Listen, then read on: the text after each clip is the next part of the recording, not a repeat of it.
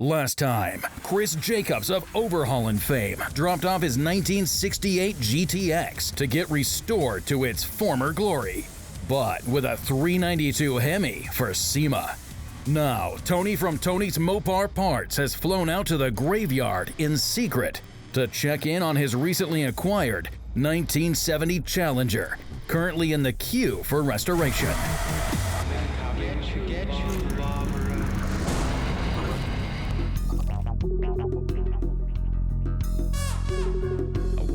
This morning, got a sticky bun.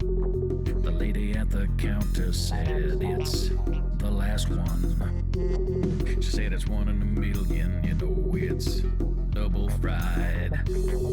Half off cause it's under the wrong side with extra filling inside. I woke up this morning with all my coffee gone. Barista never told me the freezer stored is wrong. But your drive-thru's looking good, maybe. Believe it's a fresh grind. Shame about it. Brewed over a coarse grind. Always brings tears to my eyes. Singing now. Woke up this morning. Got a bad brew. Got a bad brew, makes me cry. Yeah. Got yourself a bun.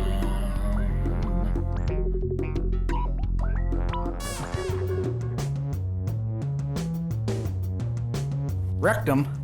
Damn near killed him. Well, thank you for asking. Today happens to be a beautiful day at Graveyard Carz. It's going to be a great day. I believe the rainbow has stopped at Graveyard Carz, 3654 Catherine Avenue. Got it. Here's your mic. Why would I need a mic? Well, I told you we're filming this morning. Tony's coming in. Tony's here. Tell me what? So excited to see Tony? Why didn't you tell me he was coming? Hey, I'm here. No smile, no happy?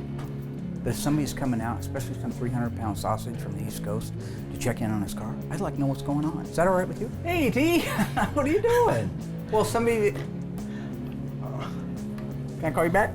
Well, it was a great day until you show us fat face. Yeah, till him didn't tell me that Tony was coming out. Why? Let me guess. Makes good TV? Does it? How you doing, man? Good. I'm sorry, brother. Well, nobody tells me anything. I'm Tony D'Agostino from Tony's Mopar Parts, and I came out here to make a surprise visit and check on the status of my 440 RT Challenger that Mark's going to be restoring. Mark didn't know I was showing up. I don't believe that he did. I did contact the director and let him know, and I got the feeling that he didn't share that information with Mark. You said you were working on the car, and my Challenger? Cindy's Challenger? Oh, yeah. The problem is, if you recall, I made a deal with Tony, sold him the car, the Challenger, 70 Challenger, we're gonna restore it, right? Well, that was quite a while ago. So in his empty mind, I'm sure he thinks that we should have it disassembled and be working on it. I didn't tell him that. You know, I didn't go out of my way and tell him that that was the situation because I wouldn't do that.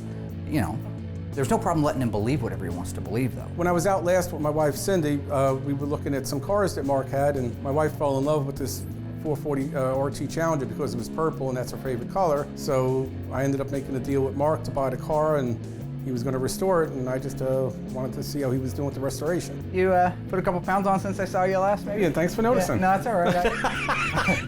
So I got to stall this guy, which means food, and the way he eats, it's a lot, right? It's not going to be a cheap day for me. Philly sandwich up here is like $9. Back there, they give them away. All right. Well, that's great. Yeah, can we go? So when did you fly? What? I'm here for a couple days. Oh, okay. Yeah. Okay. So. Hey, I gotta take a dump. I'll be right back. Make yourself at home, man. I just gotta go poo-poo. Sorry, I gotta go poop.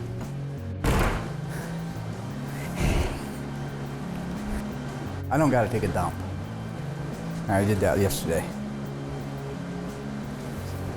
Hey, I want you to get so go out into the yard in the second row in. There's a 70 Challenger, the purple one, the one I sold Tony. What's up with him? Don't subdivide it, right? Just get the doors off as a whole. That's weird for him even. Now, a fake deuce, those are tricky because that's like karma. So if you tell somebody you gotta take a dump and you don't really have to take a dump, then one day you really will and they won't excuse you to do it, and you're gonna turn your Fruit of the Looms into a fudge factory. So don't ever pull a fake deuce. Lesson learned. So, Peter, I think we're going to go out and do an interview with Tony.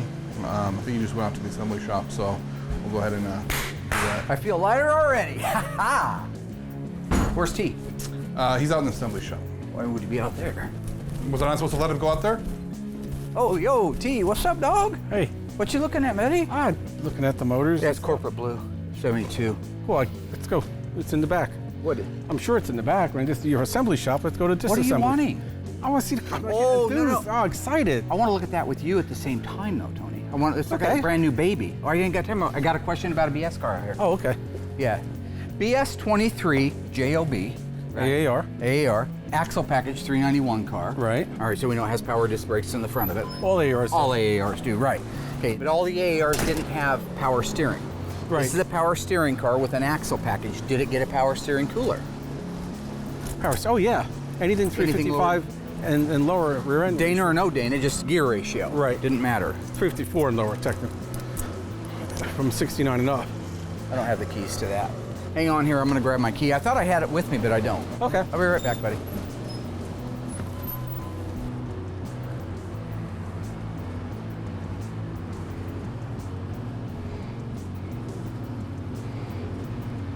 I'm putting a lot of faith in Doug, because if he doesn't come through for me, then one, I've shot almost an entire day goofing around trying to keep him entertained. Two is he's gonna be smelling it pretty quick. He's gonna know it's not gonna pass the smell test after a while. He's not that bright, so I figure 6 or 8 hours, of this, and then he's gonna come to the realization that I'm stalling. All I can hope is the stalling was not in vain. When I came in today, I honestly planned on building my car over there, which I'm starting to think that I'm not going to get back to. But, it's the name of the game. I mean, I go where I needed.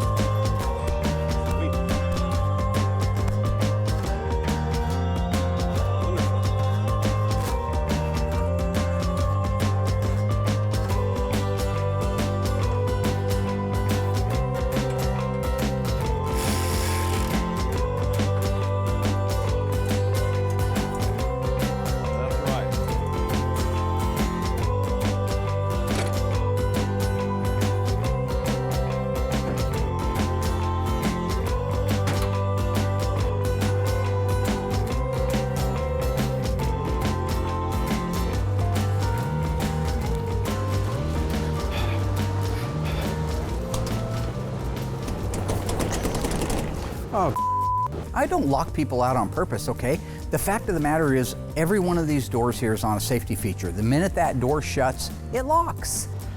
Mark! Mark! Camera guy, you got a key, right? Somebody's got to be able to let you in here. Every Key here in the entire building is ran by, if you don't mind me showing you here, a little show and tell, that key right there. It gets me in, gets me out of everywhere. It's called being prepared like a Boy Scout, folks. So you had the key to the gate all along.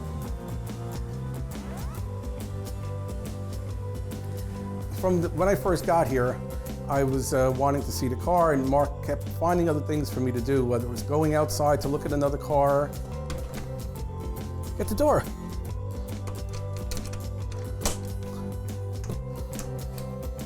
How'd you get here? This is getting a little ridiculous as far as I'm concerned, right?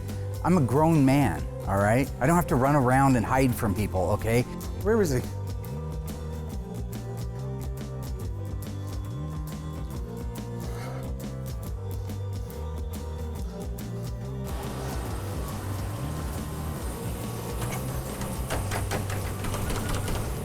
Damn it. I still couldn't find him, and the only room I couldn't access was the room where the car was. And that's why I was feeling that something was up. And so the guy replies, what? You think I really wanted a 12-inch pianist? Well, that never gets old. Hey, T. There you are. Yeah. Okay, hey, look, I got a guy here. I got to roll, man. It's funny. All right, man. All right. You left me outside. Yeah, I had some business needed to take care of. I just finished, well, it's a guy, you know, where we buy all of our sheet metal and stuff. He's got cancer, testicular cancer, and I was trying to cheer him up. And the shop's locked too, the body shop. Yeah, I keep it locked. We got burglars. There's guys working there though. Oh, they're in the shop, yeah. The nice thing about being friends with somebody, as long as Tony and I have been friends, you learn the things that make them tick. So let's go check it out now. I need to divert his attention away from the car. He loves talking about the shows and the parts. Should buy me a good hour or two. Oh, got together for you. How'd the naps go? Well, Nats was good. You have a good time? Yeah, it was a good show there. You know, big show. I've never been. Carlisle's actually bigger. Oh. Carlisle's bigger, but that's first in July and Nationals are in August. You go to both shows? Yeah. Well, that's good. They like the show. They love when I went up you a lot. they buy into that. Is what now? They like when I, show how you're wrong. You don't get it. Well, when I'm out here and I help you out, so you don't show bad stuff. You don't say something wrong. No? Is that what you're doing? Oh, I get it. I see. Okay. So you go to your little shows and I'm not there to defend myself. Is that what it is? No. I tell them you're trying. Yeah, try. Okay. You got a second? Sure. Yeah, time. How long are you here for? I'm here a couple days. You know, this ongoing duel of Mopar minds between me and Tony, it's gone on long enough. I had the idea for kind of a Jeopardy type of set, all right, where it's all Mopar topics. We could squeeze in a few things in a couple of days, couldn't we? Yeah, but let's check the car out. No. Show me up. Show me something. We're gonna find out at the end of the day who has the most cash. Who is the guy that knows more than the other guy? Without conjecture and opinions and I made a mistake, it's gonna be a legitimate, fair, balanced, scrutinized, accurate game show that reflects the best of the best. Oh, look at me, I'm Tony D'Agostino. I correct Mark all the time on the show. Hey, remember the other day we were working on that set? And why? Because the plaque for the alternates is in the ladies' room. Top Gun. Remember we were talking a couple years ago about how cool it would be to have a game show type of game, like Jeopardy, but Mopar? Yeah. Moparty? Yeah. Hey, why don't we just find out, Chief? Yeah, okay. Oh no, why don't we just find out? Stay tuned. Tony and Mark face off in an epic game of Moparty. And Mark does his best to distract Tony, while cousin Dougie races to disassemble the 1970 Challenger.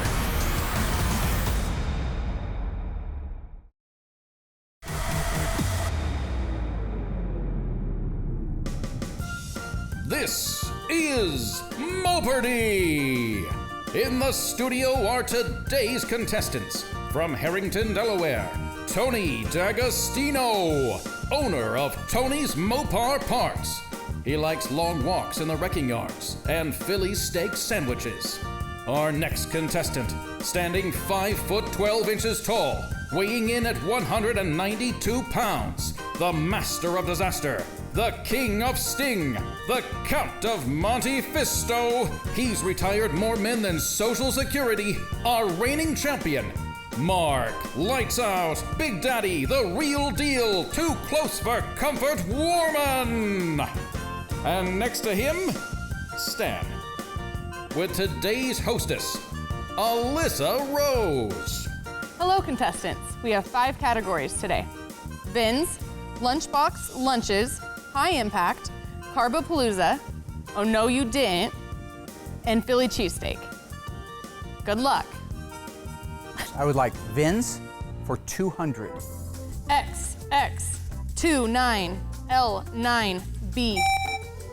Tony? That would be a 1969 Dodge Charger 500 or 1969 Dodge Charger Daytona. That is incorrect. He didn't say what is. Pork! No, you messed up. What are you bumping his, fool? Yeah. You ketchup sandwich eating freak. Mark. What is the 1969 Dodge Charger Daytona and or the 1969 Dodge Charger 500, depending on the rest of the sequence of the VIN? That is correct. Oh no, they didn't. For 100. This cool option wasn't available from the factory on any 426 Hemi model car. Tony. What is H51 air conditioning? Correct. That's free. I mean, that shouldn't even be on there. The same category, 500. While variable speed wipers were optional equipment on most e-body cars, they came standard on e-body cars with this rare option. Mark? What is N96 or shaker hood cold air induction? Correct. What is FM3 Panther paint? Correct. What is a 3950? What is Pat's King Estates? Correct. A33. Correct. Charger RT with a 446 pack. That is correct.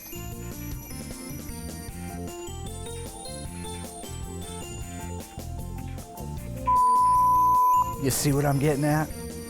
That's why he answered all those questions. I'm sorry, Stan. You're doing great. What is maximum cooling? What is a 2903 carburetor? What is optional air conditioning? What is 446? What is optional this? What is the AM radio in a 1970 Dodge Charger code R11? So why don't you take that? Okay. Yeah.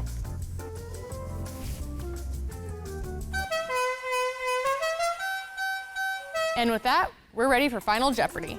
Right. Okay. So you guys are tied for the lead at 6,600 and Stan's following closely behind at 1,200. Okay. So here's your guys' category for Final Jeopardy. Famous Mopar cars of film and TV. And the question is, the only thing sexier than his car was the actor's mustache. All right, you guys have a few minutes to write down your answers, gentlemen. Good luck.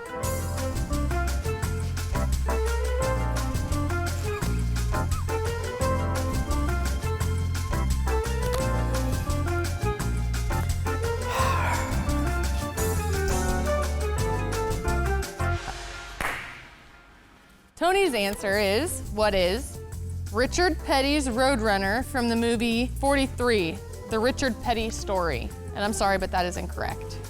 So let's see how much you wagered. Everything. You wagered everything? Let's move on to what Mark's answer was. Better luck next time, kid. What is a 1970 Plymouth Valiant starring Dennis Weaver? That is incorrect. You're wrong too, Bart. That's not wrong. That's wrong. And how much did you wager? $6,600. That's everything. Ow. And let's see what Stan's answer was. What is 1984 Ferrari 308 GTS driven by Thomas Magnum PI? That is correct. How is that right? On what planet in this world would an Italian sports car Ferrari be considered a Mopar? Anybody that knows anything about Mopar knows that Fiat bought out Mopar. They bought out Ferrari. Therefore, it's the same family. Do you not know Therefore, your Mopar Stan history? Lynch wins Mopar Jeopardy. That. Wow. See you later, alligator.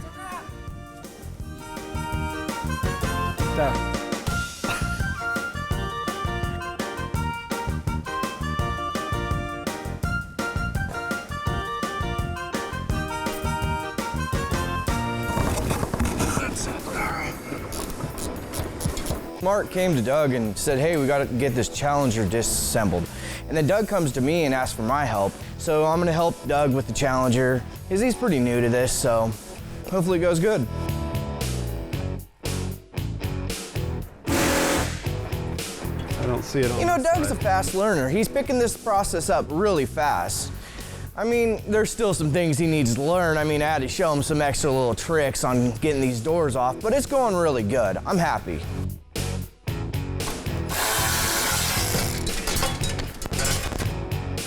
It's a very delicate process, and usually we take our time on this and we put each bolt in a bag with a label on it. But for some reason we're rushing on this, so it's kind of really awkward. I just don't know why we'd be rushing this one.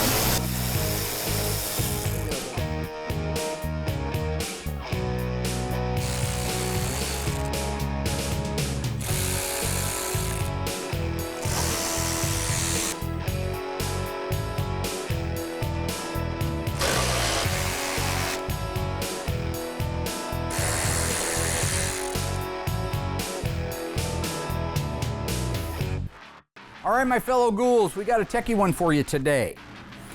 As we've learned in the past, the 5th digit of the VIN is a letter on our old Mopars that represents the engine the car started life with. On the legendary 426 Hemi, what was that letter? Was it R, J, H, or was it all the above? That answer is coming up right after the break.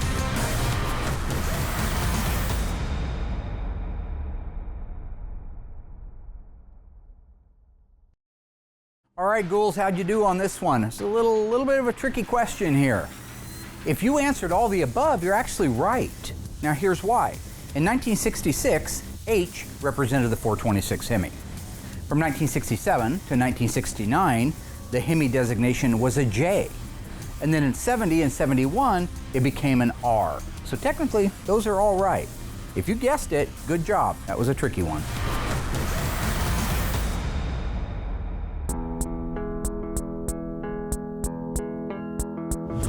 Well, I gotta tell you, I've been on the earth a while, but I didn't see that one coming. No, that's the problem with a sleeper. You can't trust him, man. He came out of nowhere with that. That was that sucks. That was different. Why are we in here? We're gonna go look at my car. Oh, you're a broken record. Well, all day. No. The bathroom, jokes on the phone, the game. It was a funny joke. No, you know what it is? I don't care. You know, we could drop everything and go. But I got something I've been actually, as soon as I knew that you had a little bit of time, I brought a very special car around and I need your help with it. Okay.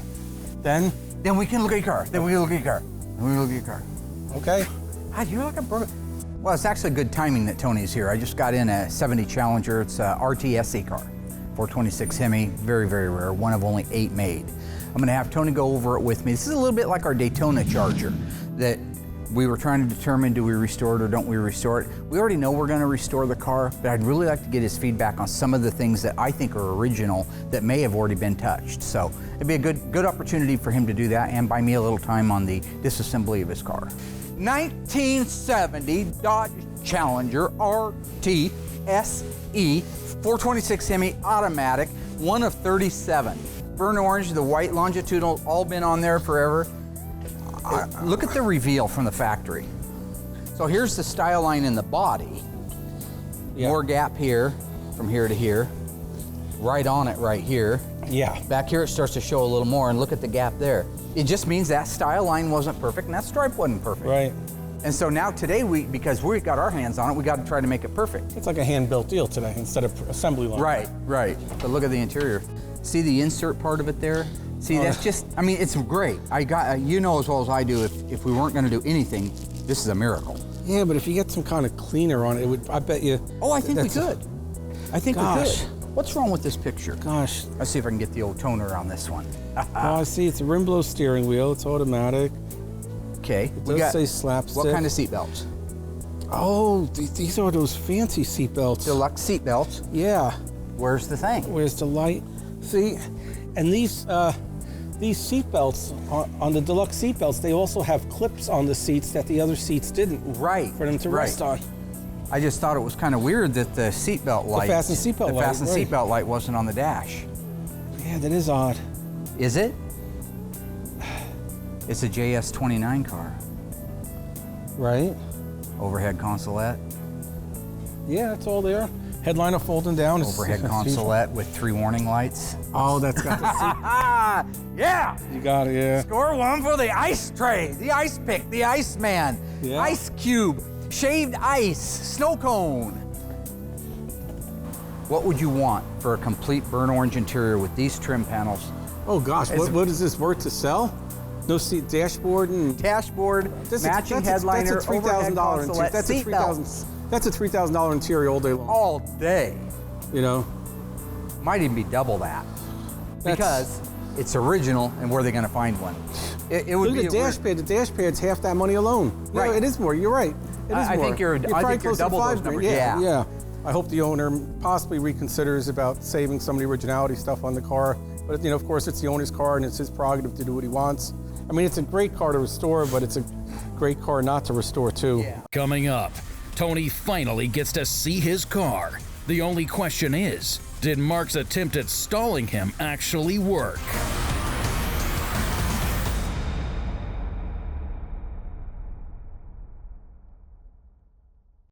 One of the most frequent questions I'm asked is about A-body cars. Why don't we do more of the A-body cars? Now, most of the cars that you see on Graveyard Cars, like over the past 8 seasons, mostly are B-bodies and E-bodies. So that's your Cuda, your Challengers, your Chargers, your Roadrunners, GTXs, that kind of thing. An A-body is the small version. It was the meant-to-go fast economy version of those cars. So like your Darts and your Roadrunners and Barracudas pre-1970.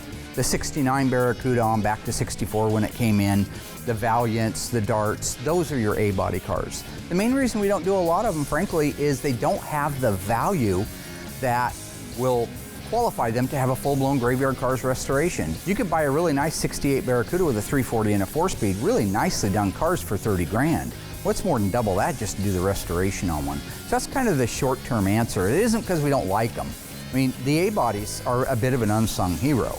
2 of the most collectible Mopars on the planet are A-bodies, in fact. The 1968 Superstock car, the Barracuda, which was a fastback, and the Dodge Dart, which was a 2-door hardtop. They had race Hemis from the factory. They weren't even meant to be driven on the street.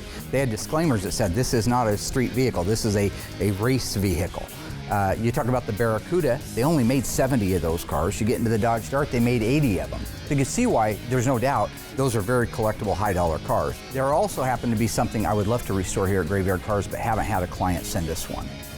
While we don't have one of the super stock cars here at Graveyard Cars, we do have a version of one of the very first Cudas built. As just mentioned, in '69 was the first year that Barracuda actually became a Cuda performance model.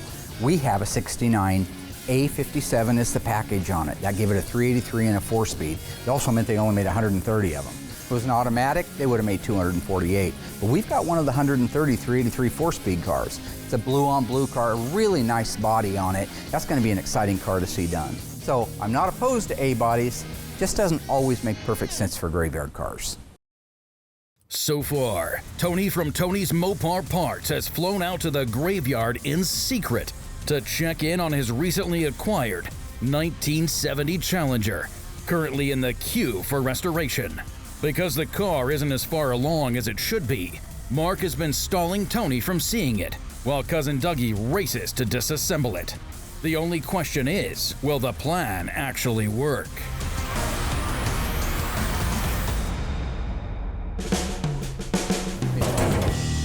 There's a lot to see under here. Early car, no crush ribs. Correct. I saw when the door was open, it was an October build. It is, okay, yeah. Which also, by October, we know that we lost the speed shift, or the shift gate. The shift gate, and it's got slapstick. Was it speed gate or shift gate? Shift gate. Shift gate, yeah, that was an early one. Original cables, positive, negative cables. It's an extremely good survivor car. It's not only a Hemi car, but it's a RT SE, so it's a luxury performance car. And being a survivor is just icing on the cake. Look up top. Look at the fender. Look at the undercoating. No, the fender. Yes, Hemi fender, if you will. Yeah. You know, I'm actually looking for his input on a lot of this stuff. I know about the wheel lips and stuff like that, but you never know. You know, when you talk to somebody at his level, you may learn something. So no, it's not a setup or a stall just to buy time. You know, I got plenty of things to do here, my friend. So this, when you hear, hey, has that got a real Hemi fender on that Cuda or a real Hemi fender on the Challenger? That's all it is that area, in this particular case, it's about 10 to 2, but Tony's saying more like 11 to 1 is the zone that they normally do that in. But that's fascinating stuff. When Mark goes to restore this car, it'll be so easy because the car is such a good car to start with. You know, reproduction stuff is great.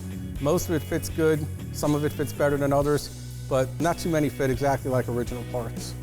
It's a good car though, very good original car. Very nice original car. I mean, really nice. I'd be one for a high detailing engine and transmission go through. I agree. I think I have to agree. If it was my car, I wouldn't restore it. I would redetail the engine and transmission and do a great overall cleaning to the car and interior, and you know, maybe replacing things I had to with original parts. But for the most part, I would leave it alone and just improve it without doing anything that would detract from its survivor. So, all right, we did it. That's lunch. No, before lunch. Yeah. Let's go check out my car. We're gonna check out your car. I have hypoglycemia, dude. I'm gonna take Tony out to lunch. He usually takes a couple hours to eat. He likes to take his time and chew every little bite. That'll buy me a couple more hours on the car. When we get back, hopefully, we're in a better position where I can take him out there. But I mean, I'm kind of, again, I can't really go out and check in because he's on me, you know, on my heels everywhere I go. Let's go to lunch. We'll look at your car when we get back from lunch. So at this particular moment, everything is relying on Doug to get that thing apart. So it's really seeming like Doug's getting the hang of this on disassembling cars. I've got a ton of things to do, so I'm gonna head back over here. If he needs any help, all he's gotta do is yell at me and I'll come right back, give him a hand with whatever troubles he's got.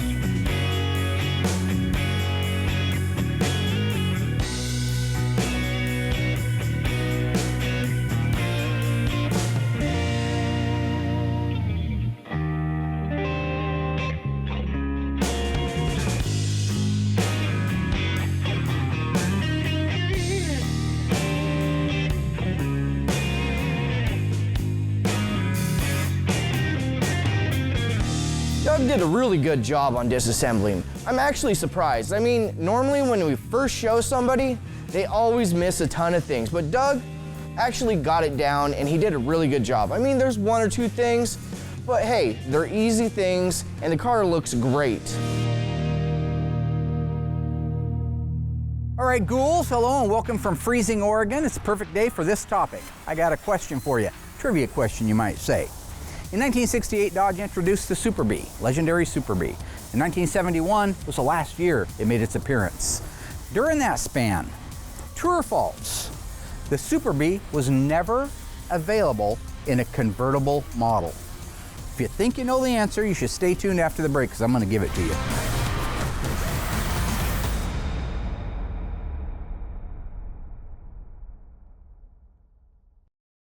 All right, ghouls, what'd you come up with? Do a little Googling, come up with the answer? If you answered true, you're absolutely right. For some reason or another, the Super Bee, which again was built on a medium price class just like the Roadrunner, was never available in any of the years they built the car in a convertible. Where the Roadrunner certainly was, and many other models certainly were, the Super Bee never was. So if you happen to have a 1970 Super Bee with a convertible roof from the factory, you're probably a pretty wealthy person right now, since they didn't make any.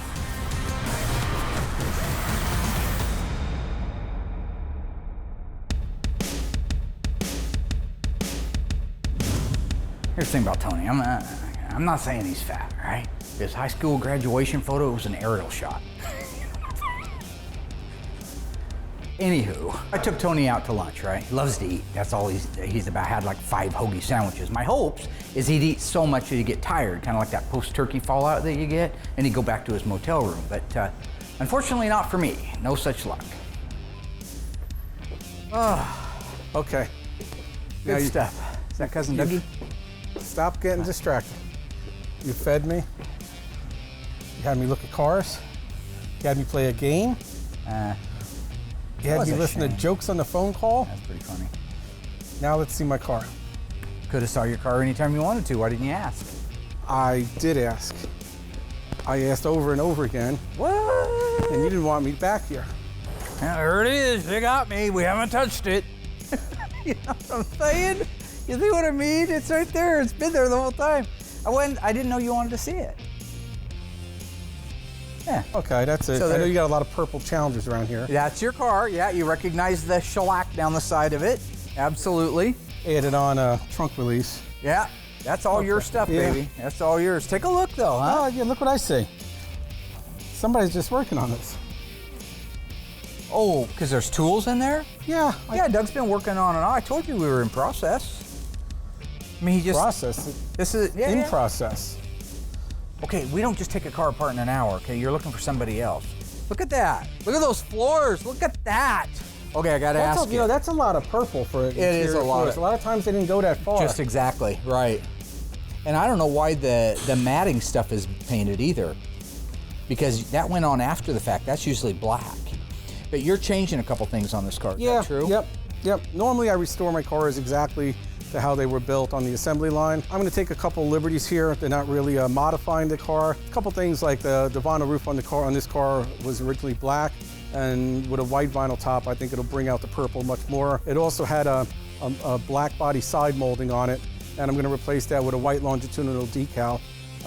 So that'll make the car pop a lot more. And we're going to change the seat colors from black to white again. I think that's what my wife likes. She likes the purple and white. I want to go with a white bench seat with the fold-down armrest. I believe they're much more comfortable. That's what you were saying. I've never actually driven one, oddly enough. And they look like buckets because they use the same uprights. Looking through the windshield, you'd think it's a bucket seat. You'd have to look in to physically, tell. Yeah. Do you have one? Yes. Oh, very nice. So you'll be getting that. And white, you said, and so yeah, we're going to go with white interior instead all of white garnish, white headliner. I might go with black headliner and black dash and black A-pillars. Yeah. White seats for sure. And door panels, I'm not 100% sure about. Yeah, and look, we got the blackout on the cowl. It is, yeah. I was noticing that the other day. You got oversprayed black down here. No two cars that's are what the they same. would have done. Is this an N95? Yes, it's California emissions. It's N95, and it shows V1X and V5X. So V5X must be the body side molding. V5X is the body side molding. What did I say? V3, I'm sorry. V3 is convertible top. I don't know what I'm... Okay, so I'm tired. Yeah, and then the V1X would have been your black top, you're going white on it. Okay. But the N95, that would have gave you this vapor return line and this 3-nipple breather, which was standard in 71. Yes, but California was always a year ahead. Yeah. When I first saw the pictures, I liked the originality of the car. I mean, heat stove on the exhaust manifold still, not hot rodded. Absolutely, right. You know, and it wasn't rotted out. Right. You know. But boy, the original idler pulley right here, the original protector for the heater hoses is still there. That's the stuff that's hard to put back on, so people don't usually do it. You know, when somebody changed the fan blade out. Yeah. And the clutch is gone. I can't see all the way around, but I'm not seeing anything that's showing me that these belts aren't original. Look at the belts. And you've done AC cars before, so you know the AC routing. And matter of fact, one of the first cars I looked at, it was another purple. It was. A sunroof car, Challenger with AC. So, no, that car didn't have AC. Oh, that one That one didn't. Little Kimberly Cook's little Barracuda was in air conditioning. That 72 Charger was an AC car. Right. Look at the body stamping here. Isn't that different? You want me to educate you on that? Yeah, or you already know. I know it's Los Angeles. It is, and that's the whole different. You go out in that lot right now, even though there's no nomenclature anywhere about this. They put it in the same spot on the upper cowl panel, whether it was a Hamtramck or LA. Right. But the difference between a Hamtramck and LA on the core support is the numbers. We just looked at that Challenger a little bit ago. Remember, I was having a heck of a time and I was walking the light because I was trying to see between the radiator. Well, the Los Angeles cars, the E-cars, they are all up here really easy to see. Oftentimes underneath the sticker, and it looks like it probably was at one time. Exactly. Yeah. But yeah, that's a very, very, very nice car. I'm really looking forward to working on that, getting that. And not for you, because you're a pain in the ass. Cindy, she's an angel. Hi, Cindy. You're the best. When can I show up with the keys? Oh, I have the keys here. When's it gonna be done? You know what? Damn soon, my little friend. Damn soon. Got that. Yeah. Don't timestamp this, anybody.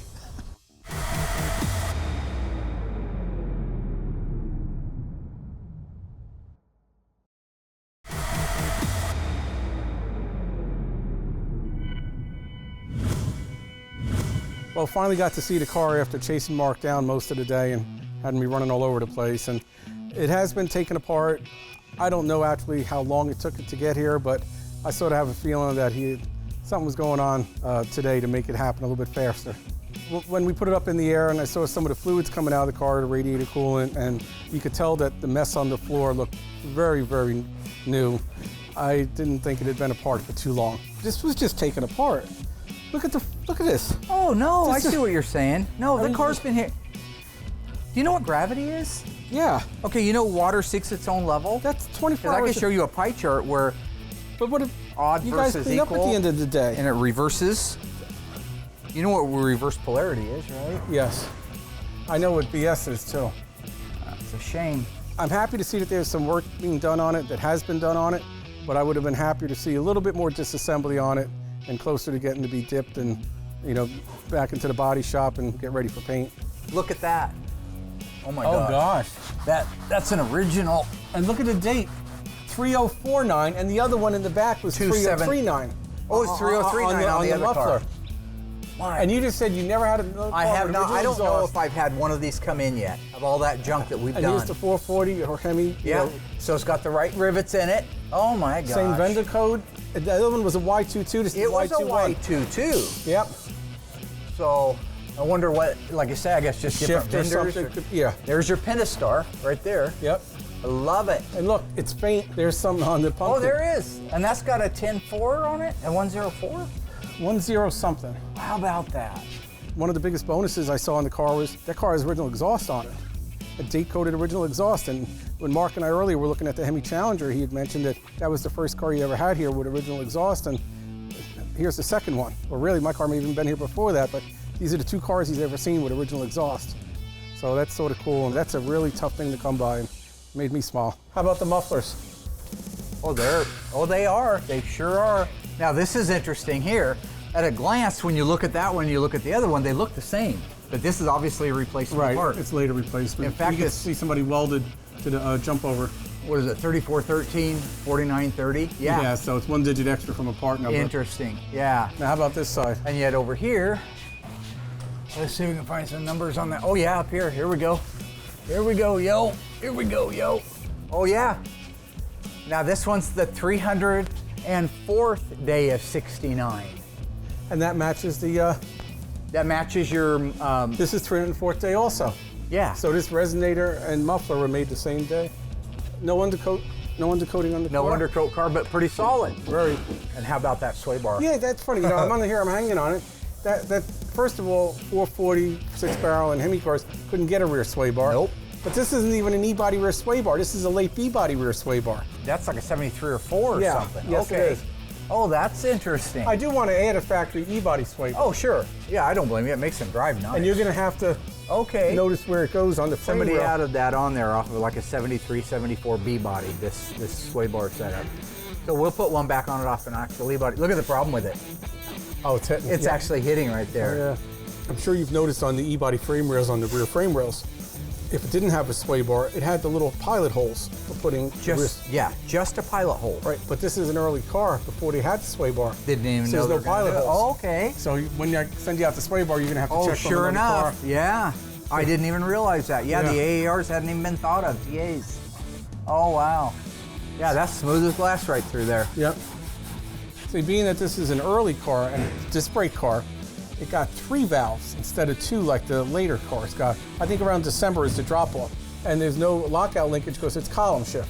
Right. So you don't have any of that. You go into park, you're there. Same oil pan as the Hemi 6-packs and skid plate because it had the deep oil pan. You can see it comes down to the bottom. 70 and 71. So I'll tell you, overall, pretty damn nice car, buddy. Good car to start with. Yeah. Shouldn't take you long. I'd love to pin Mark down to a date, but I know he's got a lot of other cars going on, and you know, it's probably going to take another good year before it's done, but I think I have to make more surprise visits on Mark. Do you stop working the time thing? You know what, there are people that have been here 4 years, okay? So just take it down a I've notch. had cars, this really replaced another car that's been here 4 years. You know what? I know what you're doing and I don't like it. That's gonna be great. So make sure you tell Cindy we're working on her car. Everything's gonna work out. She's gonna love it. Flism plasm. She's gonna call you next time. Flazoo.